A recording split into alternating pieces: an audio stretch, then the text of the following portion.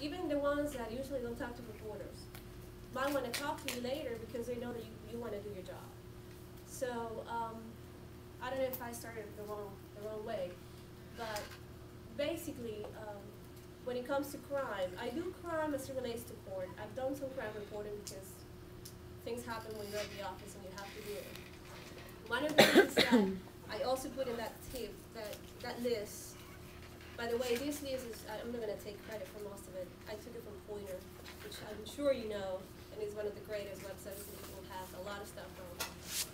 But it really applies to what I do, and I'm like, yeah, that's exactly what I was going to tell you. So it sounded nicer from them than me writing it, but I did add a couple of them. But when you're dealing with crime, you have to be careful because you are seen as the enemy in many crime scenes. That's one thing you have to remember. Most of the crime that we do, we hear on the scanner. We have the scanner 24/7 in our newsroom. And there is a website, actually. It's alamonslifescanner.com. You can listen to the scanner in Alamance County in your computer, and that's what I do.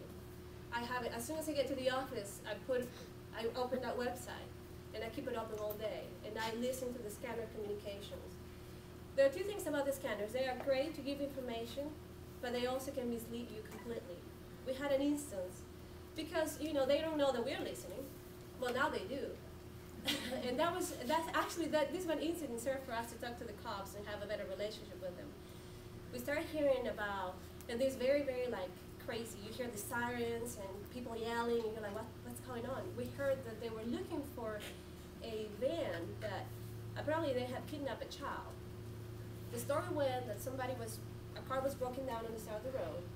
This woman had a child, and she needed gas. That's what it was. So another car stopped, gave her a ride to the gas station. But she came out of the car to fill up her whatever with gasoline. The other driver just took off. The kid was in the car, so was her purse. So the communications that we heard was, we have a kidnapper. The child is in the car, the mother is hysterical.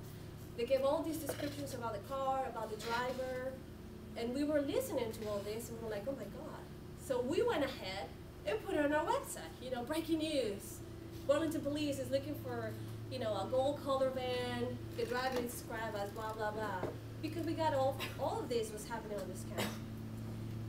So of course, during this time we called the police and we called the public information officer and we left them a message. Listen, we're hearing this. Could you please call us back and give us more information? Another tip: if you hear a lot of communication in the scanner, do not call CECOM. Do not call communications because they're going to be all frantic. They're not going to talk to you and you're going to completely turn them off. Do not call them during that time. Just give them some time or call your PIO. If it's in the week, just call the public information officer. Do not call them because we've done that. It's not a good idea.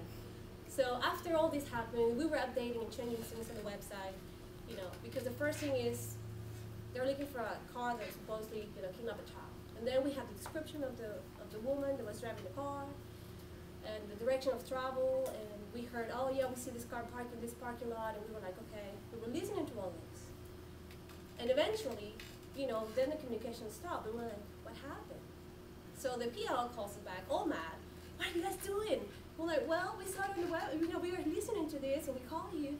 He's like, oh, it was all a mistake, it was all miscommunication. The woman had not left, she forgot the kid was in the car.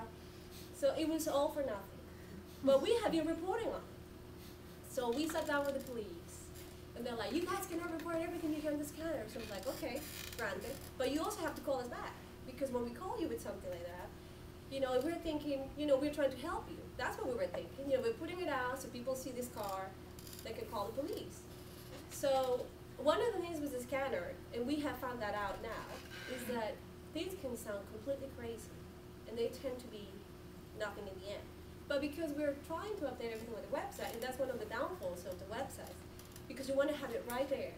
And before, we have all day to figure things out before we put it in the paper. Right now, because we're kind of, we are rushing ourselves to be the first ones to put it out. That's one of the lessons we learned. So now when we listen to things, we're like, okay, let's keep listening a little bit longer. Let's see if we can get somebody to confirm. And that's what we do now. We wait. Editors sometimes don't like that. We're like, We already did that. We panicked people. So the story that ran in the paper was, oops, you know, because we decided to do a story. Because sometimes when we do stuff like that, that are resolved before the paper comes out, we don't put it in the paper. But because we had created a mess ourselves, we explained it.